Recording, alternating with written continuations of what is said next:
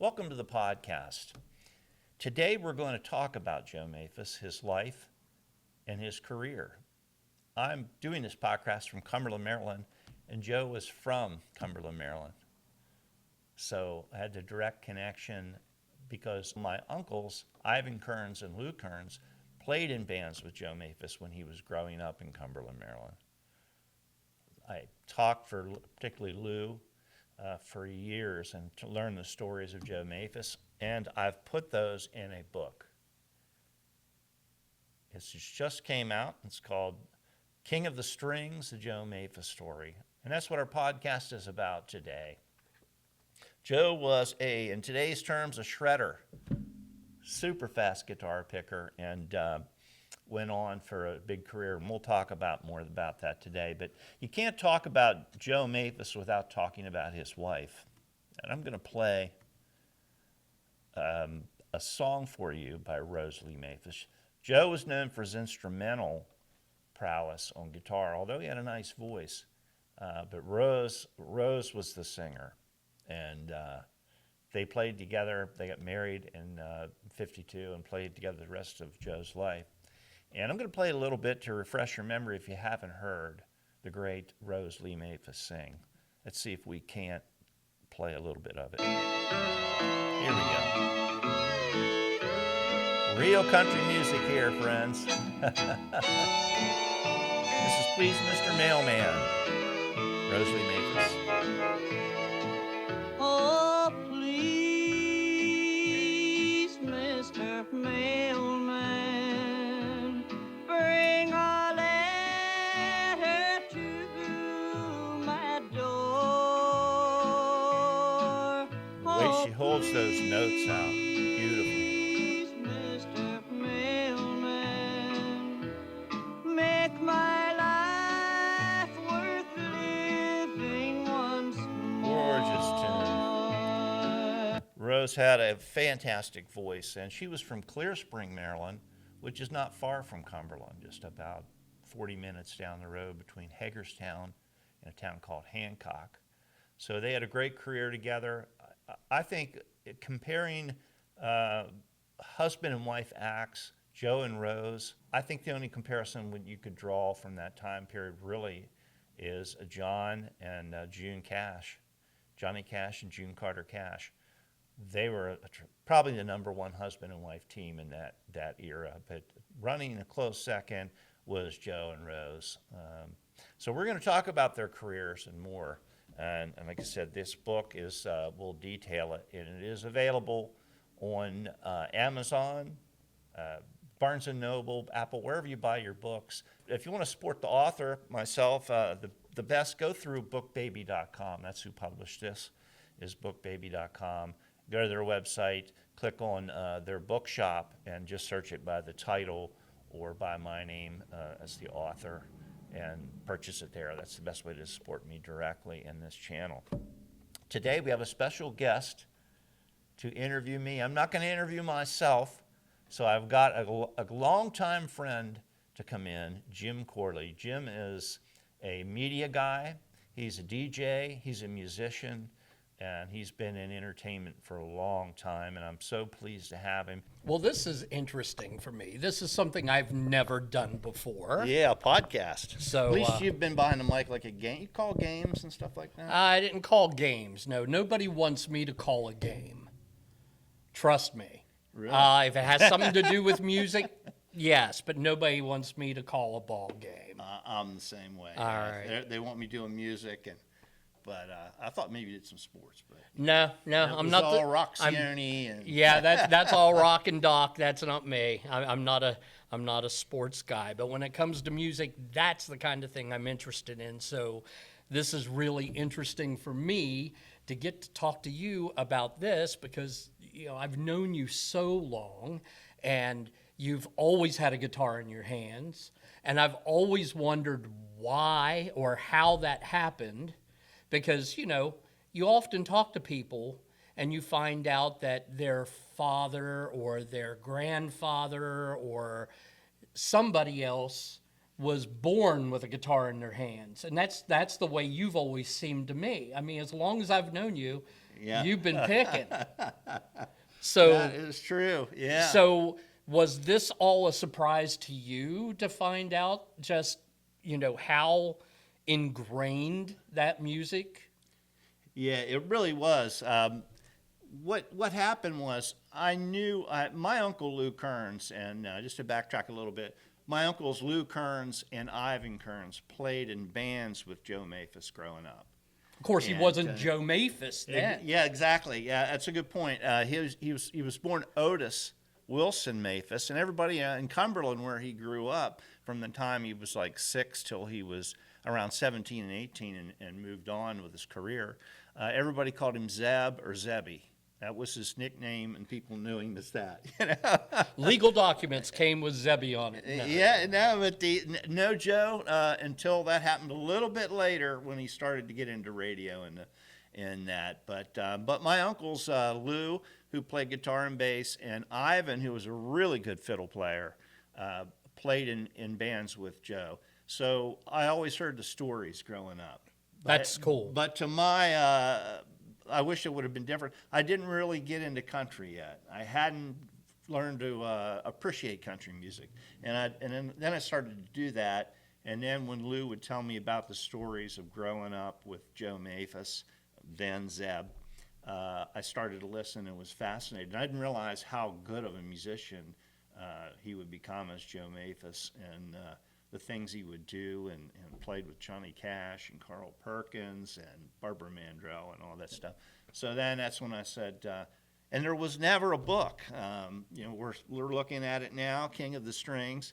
There was never a book on him, and that's why we're here today. I want to welcome Jim Corley with me. My old friend Jim Corley. We've known each other for probably 30 plus years. At least. Jim is from media. He plays guitar. He's been in bands. He's works on radio. You can probably fix your car if you No, oh no.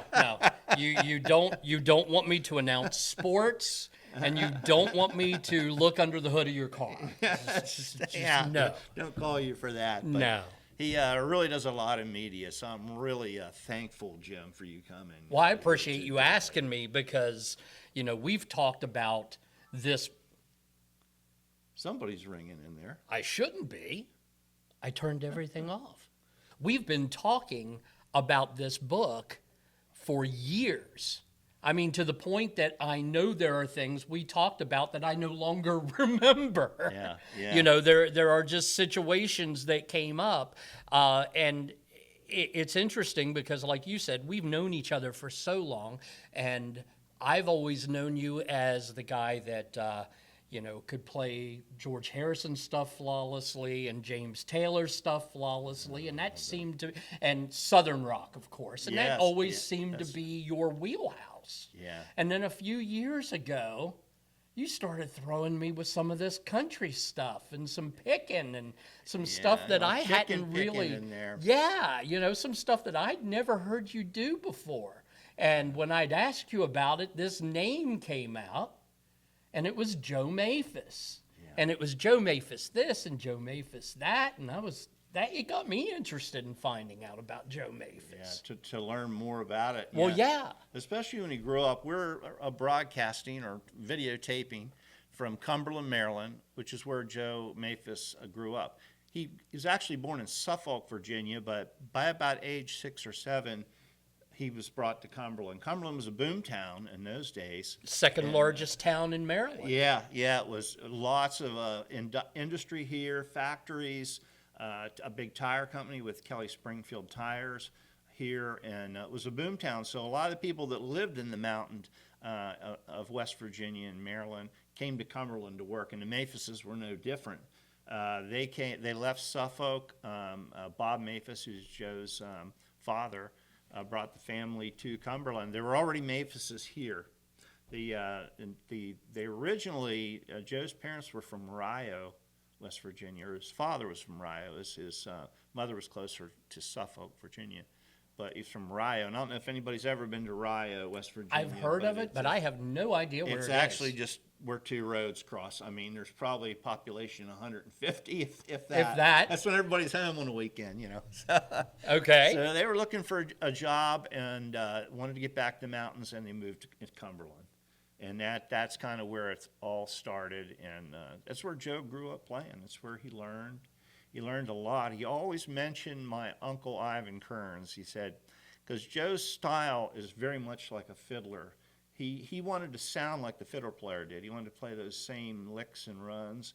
So he would imitate my Uncle Ivan's playing, who, like I said, was an excellent fiddler. And, you know, often her practices, the question, you would hear Joe say, can you play that again, Ivan? How'd you do that? He wanted to sound like that fiddle, and when you hear us playing, you can hear that. He sounds almost like a fiddle when he plays. One of the unique sounds.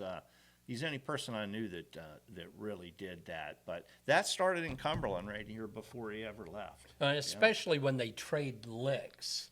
You know, you have the fiddle player play something, then the guitar player plays the same thing.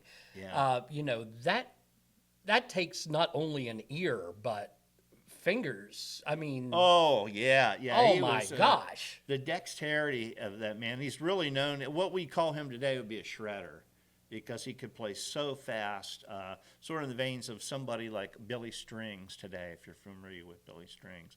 But he just could play super fast, and a lot of people would ask him to slow it down a little bit because they were having a hard time. He's driving drummers crazy, you know, trying to keep up.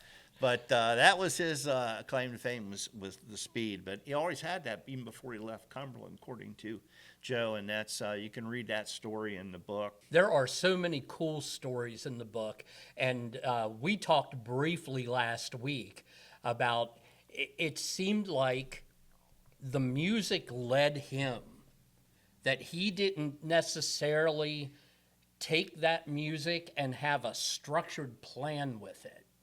At least that's what I got out of it. Yeah, it I agree. seemed like he let the music take him on this fantastic adventure. You know, I mean, Quite a journey. yeah, you know, he started playing little clubs here in Cumberland. He went to Virginia. He did radio. Radio was a huge deal. Yes, Met yes. people like Grandpa Jones and String Bean, and you Yeah. know. And if you're wondering who they are, go back and watch your old Hee Haw episodes. Yeah. Hee Haw's a treasure trove. All those guys played hee haw. All those guys that grew up in the Depression era, and that's why some of them, or many of them, can play multiple instruments. They would play 3, 4, 5 instruments. And of course, Joe was called King of the Strings. Played anything with a string on it. And there was a great story in your book where Joe tried out for a band, and one of the band members said, "We don't really need another guitar player, but we got to hire him or this other band's going to." Exactly. They said, he is so good, and we don't really need him, that we went ahead and hired him because he knew a competing band would pick him up. And that was his first band out of Cumberland, called Blackie Skiles and his Lazy K Ranch Boys. Right. Yeah, that was Joe's first band, and they weren't going to hire him, but one of the guys stepped up and said, "Hey, you better hire him, or somebody's going to get him." It was a smart move. Yeah.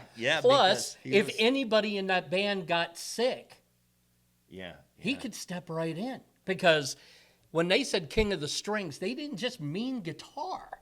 Right. Anything that had strings on it, this guy could play it Yeah, so and true. play it well. Yeah. In fact, when he was with Blackie Skiles, his first band, he's like 18. He's down in Richmond, Virginia. When he left Cumberland, he went to Richmond, and that was where he got into radio big time. He did play on the radio in Cumberland. He played at WTBO. Isn't that cool? I know, and I wish there were pictures of it or tapes, but we talked to WTBO. They didn't have anything, because you're going back to the 1930s, really. Joe was born in 1921, and so he was really growing up and getting out there in the 30s. He played the radio here in Cumberland, and then he went to Richmond, where he met some people, and they're saying, "Come down here. There's a good bit of work."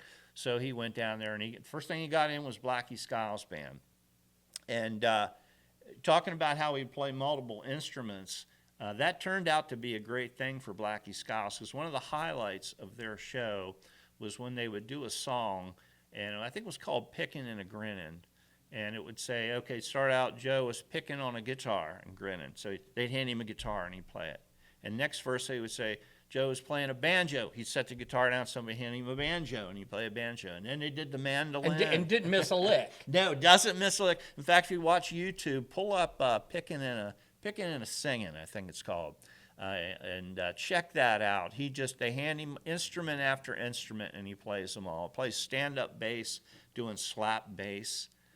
Even John Five, a lot of you may be familiar with him. He's a current rock guitar player, fabulous rock guitar player. Hey, he's playing lead guitar for Motley Crue right now. Oh, that's right. Yeah, that's right. John Five is a big Joe Maphis fan, and you can go to YouTube and look that up. But John Five and Joe Maphis, and you'll see him talking about it. And he's particularly talking about picking and singing, watching Joe just go through the instruments. And the thing about Joe, he never looked like he was stressed out or like he didn't grimace like this is so hard, right. You know. He had a cool demeanor where he would just play it and look so relaxed while he was playing. Made it look easy. That was a common thing. And you know who that reminds me of? Honestly, Eddie Van Halen did the same thing. Yeah. If you ever watched him.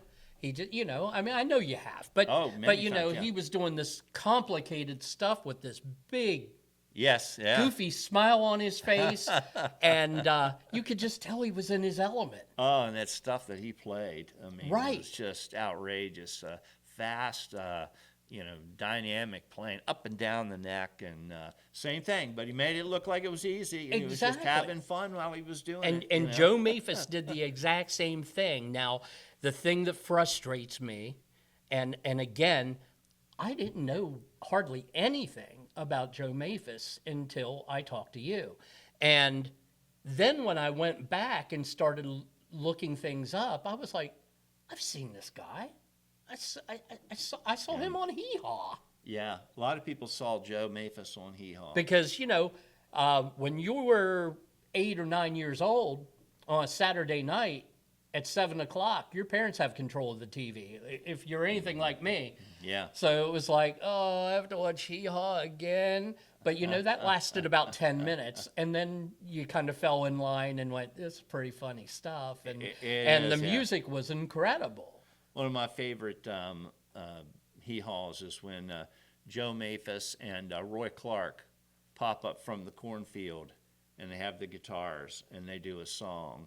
And they're kind of dueling each other. Mm-hmm. And Roy Clark was an amazing guitar player as well. But to watch Joe, and Roy Clark, when he's playing, he's making all kind of faces and looks like he's really reaching for it. And Joe is just there like it's a Sunday in the park. I think that's the difference between the two kinds of guitarists. Roy Clark was a fantastic guitar player, but he wanted to make it look like he was working. I think that was part of his show. Yeah, the faces he would make, and he would grin and kind of wink at you. And he wanted you to think, oh, wow, that was hard, and he nailed it. Yeah. Whereas Joe could play something just as difficult or more difficult. But he looked like he just rolled out of bed. Right, exactly. Yeah. Two very different styles. Yeah. But both were very entertaining and just wonderful players. And they were sort of peers. Joe was older than Roy Clark, but they were close to the same tract in life. Unfortunately, Joe never had that big hit that Roy Clark had. I think Roy's was, Yesterday? Yesterday when I was young. Yeah, and he had another song, I think, Thank God and Greyhound. It was a pretty big hit for Roy Clark. And Roy got into television through being a host type and everything like that. But they were very similar in careers, those two. Well, yeah, and let's talk about that because we got to Richmond and we got to radio, but he didn't stay there. He didn't stay in Richmond. He headed west, young man. Yes. That little thing called TV started to happen. And Richmond is very interesting. In Richmond, Joe worked for WRVA, which was a 50,000 watt clear water station, which is a pretty powerful radio station. And That's it the was- kind you hear halfway across the country. Yeah, he was heard in 38 states and Canada. Wow. And so that really exposed Joe to a lot of people, and he started to get a name at that point. But also something that happened to him, he played on a show called the Old Dominion Barn Dance. Back in the day, every Saturday night it was live radio, bands playing live. Of course, you're familiar with Grand Ole Opry. WLS in Chicago also did a national barn dance, it was called. Very popular, live music in the studio. And Joe was on one called Old Dominion Barn Dance in Richmond. And everything in Richmond is Dominion.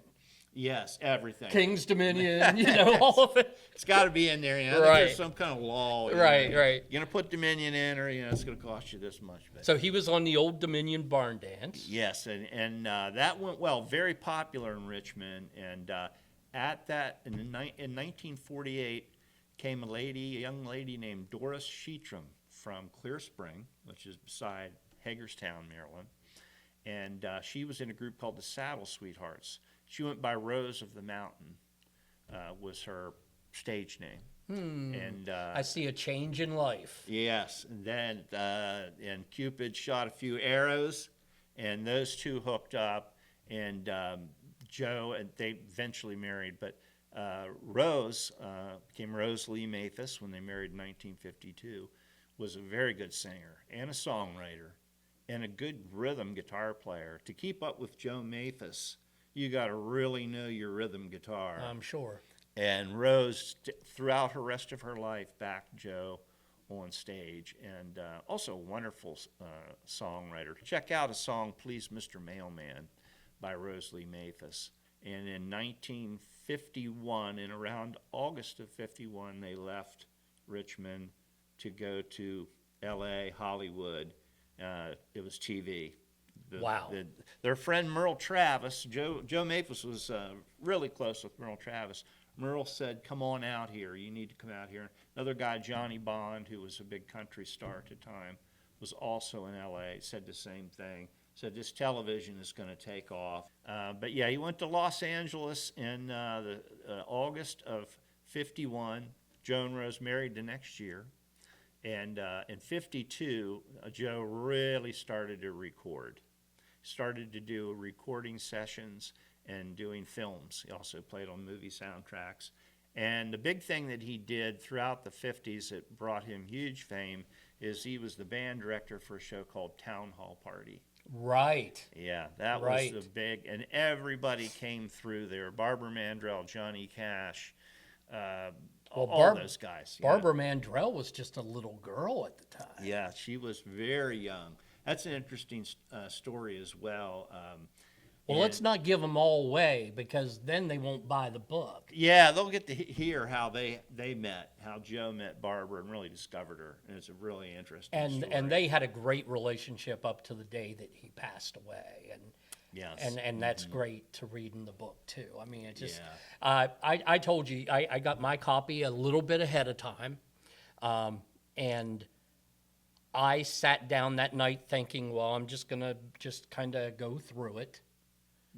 And I went through it the first time, and then I went through it the second time, and then I was like, well, now I have to sit down and read every word of it. See, because I do that speed reading thing where I, Okay. kind of go through, and it's like, oh, I pick that up, and I hold on to it, and I pick that up and hold on to it, and then I have to fill in the background. And when you're talking about the town hall show, Yeah.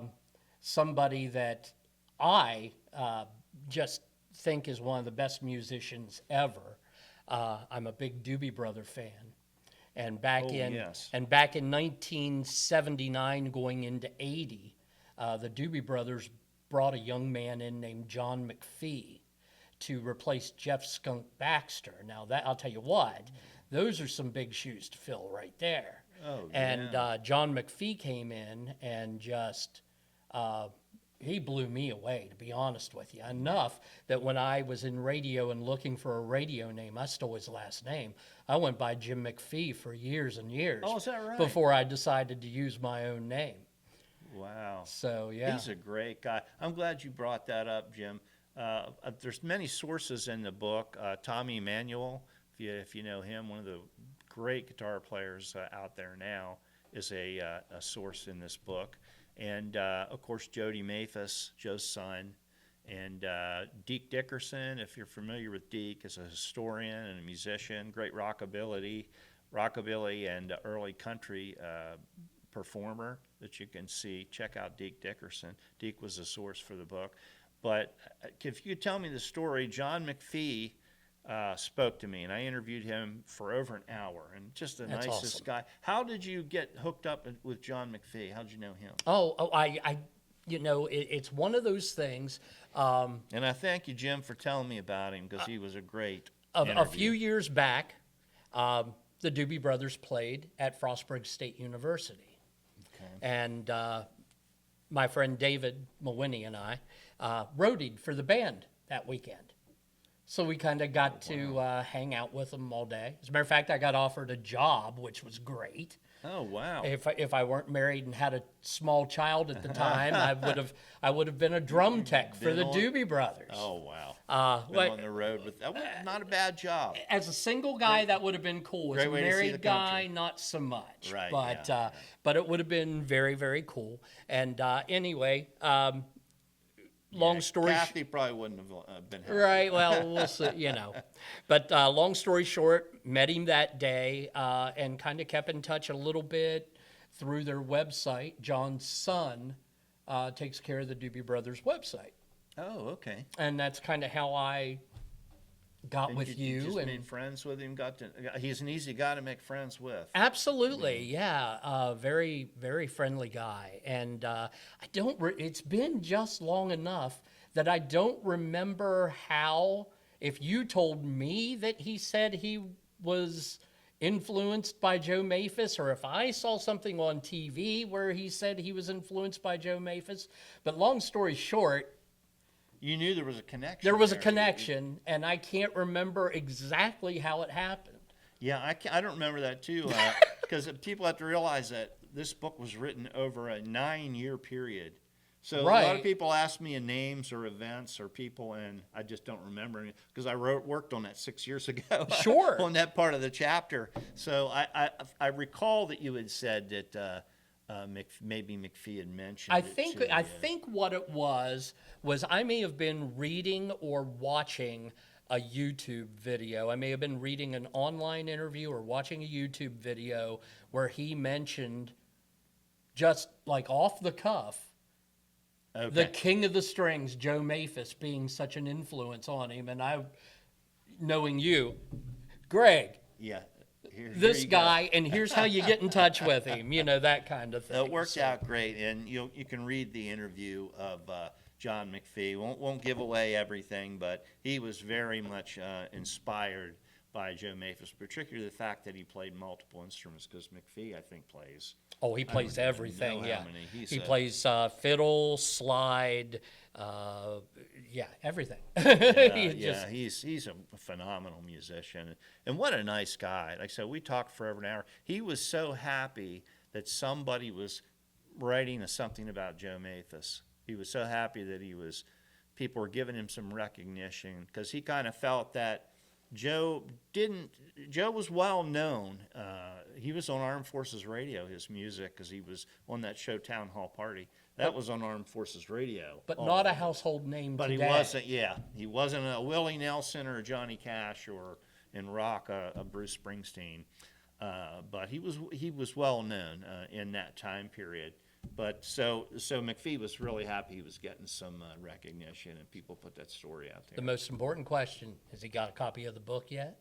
No, but I'm going to send him one. I am sending him one for sure. I got mine first. Jim McPhee got his book before John McPhee. Yeah, to make sure he gets it. I was holding some back because I was doing these book signings. I thought I'd run out. So I thought, well, maybe once I have enough, because it actually doesn't ship till May 5th. So it's a good thing to mention. If you want to get the book, of course, you can get it on Amazon, Barnes & Noble, Apple. I'd recommend you do it on BookBaby, bookbaby.com, because that's the publisher. And if you go through them to purchase the book, it's a little better deal for me, and it supports the author and the podcast and everything. Go to bookbaby.com and go into their bookshop, and you just search by the title or the author. And I'll put that down in the description so you can go to BookBaby. But you can pick it up anywhere, but that's the best way to support the show. Bookbaby.com. Yeah, bookbaby.com, absolutely. Good publisher, and they've done a great job, like I said. And It's a good-looking book. Yeah, well, thank you. Appreciate It that. really is. It's a good-looking book, and I told you, and I think you weren't sure exactly how to take it when I said it the first time. I went, it's an easy read.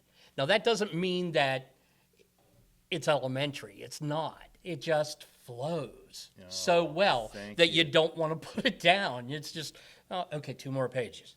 Because you got to keep in mind, I started reading this after I'd worked all day, then did a 2-hour trivia, and then went home and hadn't seen my family yet, but I picked up a book, and I thought I'll do this for an hour, and somewhere around 2 a.m., I'm going 2 more pages. But it's a great. And let me remind you, he is not being paid. Oh to no, do not this at all. podcast. Not at all. It's Volunteer basis. I love reading biographies of musicians, and this is as good as any of them. Oh, thanks. And It just is. It has 36 photos in it, and some from Cumberland, some from this period of Richmond at WRVA, and out to California when he was on Town Hall Party and working with Hank Snow and all the great performers out there. And then in '68, Joe moves to Nashville. That was a long time coming. Yeah. He was out in California for 17 years, and music had changed. The Beatles had arrived. Rock music, rock and roll was kind of taking over, and California was changing. And Joe and Rose picked up the kids. They had 3 children, and they moved to Nashville. And it was in the center of the country. A lot of them, like Nashville, it was Music City. But as far as their traveling, it was easier because they were in the middle of the country. They can go any direction. It was a little closer. Now, when I got to that part in the book where he moved to Nashville, and I was thinking of the time frame, could you have imagined what this guy could have done with the Wrecking Crew? Oh, he would have been a great fit. There with Tommy Tedeschi and Hal Blaine on drums. Get out. Yeah, and Joe knew all those guys, and he had done sessions with some of them. But he was a little early. They came a little later. Right. But he did know those guys, and he knew Glenn Campbell. He'd been on show. Joe did a lot of television shows. Jimmy Dean show. He was on there 7 or 8 times. You can see a lot of that on YouTube. Porter Wagner show. The Wilburn brothers had a show. A lot of those. Remember those shows in the 60s and the 70s? Variety shows. Yeah, and a lot of them were syndicated. Yes. They weren't on like a major network, but they'd be on at like 7 o'clock before the prime time hour. Yeah, you could catch all those shows, and they would have a host, and then there'd be performers. And there's a great one of Joe and Rose playing on Porter Wagner's show, which was really great. So they did a lot of that after they went to Nashville, and they played on the Grand Ole Opry quite a bit too. Now, Joe's signature instrument was this Mosrite. Yes. Yeah. Double neck. Now, when you think of somebody playing a double neck, the first thing comes to mind is somebody like Jimmy Page. You know what I mean? From Led Zeppelin.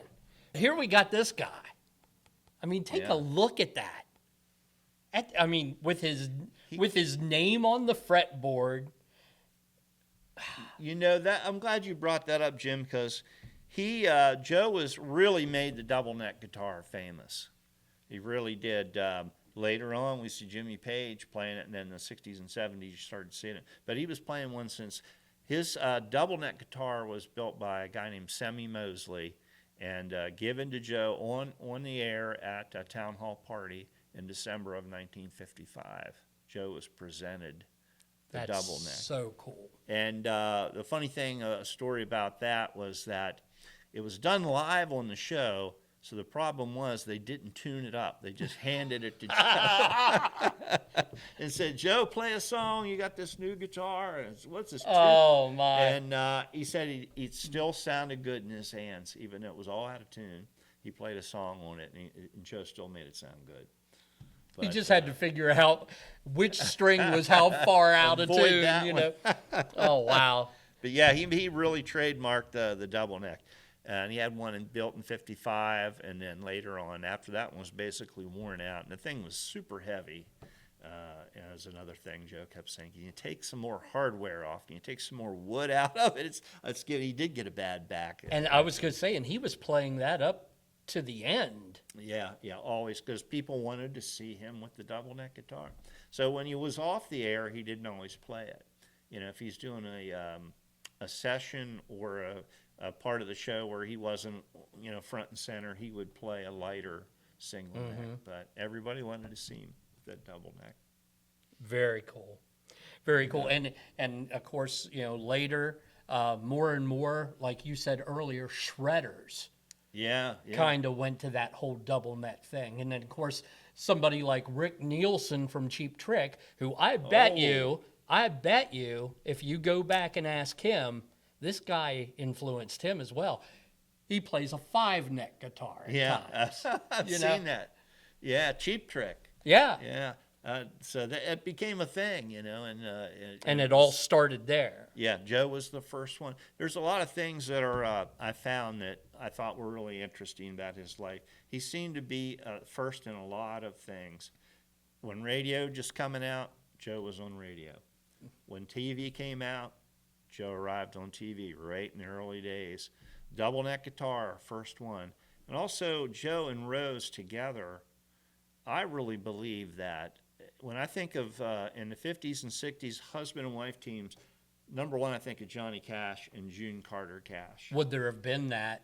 Yeah, and really right after that was Joe and Rose. I really think they were the second most popular act as a husband and wife team. Well, and it's interesting that you brought up Johnny and June because, you know, he played with Maybelle. Oh yeah, very much so. Maybelle Carter was. Joe always said, "Joe, who's your influences?" And he would always first name would be Mother Maybelle Carter. He loved the way she picked. Well, that was his guitar hero. I don't know if I ever told you this story or not, but a few years back, every spring, my wife and I, along with my sisters, go on a trip somewhere, whether it's a cruise or we just did Route 66. But a couple years ago, we went to Nashville. We did Nashville and Memphis for a week, and it was out of this world. But we went to the Country Music Hall of Fame, and they had a big tribute to Hee Haw while we were there. Oh, wow. Which was really neat. But then we went back and saw some of the other stuff, including the case where they have Mother Maybelle's guitar. Oh. They have it. I mean, I'd like to it's see that. enshrined like, you know, Wow. like what it is, the holy grail of country music, Really? you know, that kind of thing. Oh. Well, they were cleaning the cases. Okay? Guy's there cleaning it, and he's got it open. Oh, wow. And I'm looking at it, and I'm getting as close as I can, and he finally goes, "You want to touch it, don't you?" And I went, "Yeah, I do." And he goes, "Go ahead, but make it quick." Oh, wow. And you touched it? I put my hand on it, and I tell you, Wow. honestly, you know how people tell you feel like electric or something going up the back of your neck? Hair standing up in the back of your neck. That was it. Wow.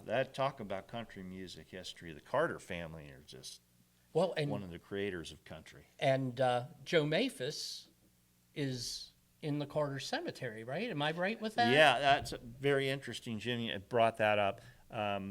Johnny Cash and of course June and the Maphises, Joe and Rose and the family, Jody Maphis, Dale Maphis, and Lori. They were the kids.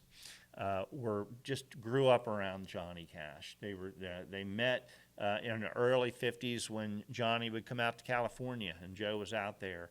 And they became really, really close friends. And later on, when Joe passed away in 1986, he was struggling with cancer. Johnny, they were trying to figure out where he'd be buried, you know, and Rose said, you know, she's distressed. I don't know what to do. We didn't really have any specific plans. And June said, hold on. They were talking on the phone and said, hold on, let me talk to Johnny. I'll call you right back. And June spoke with Johnny and got back on the phone, called Rose, and said that Joe will be buried in the family plot, the Cash family plot in Hendersonville, Tennessee. And that's where Joe was buried. Wow. And so he is, and of course he passed away before Johnny, but if you go there, and I've been there and visited the gravesite, it's really just right adjacent to Johnny, just basically right beside him. That's how close friends. And on Joe's grave, it's engraved and it says, "Still picking." No doubt. True story. Yeah, that's where the final resting place was. Well, you know what? It's up to you, but I think that's a great place to leave this. I think so. I think we covered a lot of ground. And Jim, I can't thank you enough for doing this. I want to thank you for having me do it, because and giving me the opportunity to learn more about Joe Maphis, because it's changed my ideas. Jim, can't thank you enough for today, for doing the podcast. If you want to do a part 2 sometime, let me know. And you're going to start working on cars? I mean, you're really thought about it. No one wants that to happen. You're a jack of all trades. Nobody wants that to happen. I am telling you. Although, if you watch enough videos on YouTube, you can learn how to fix your wife's dryer. Just saying. There you go. You can find it on YouTube. Thank you, ladies and gentlemen of the internet, for tuning in to the Turn It Up podcast. Thanks to Jim Corley. And thank you all. And have a good day.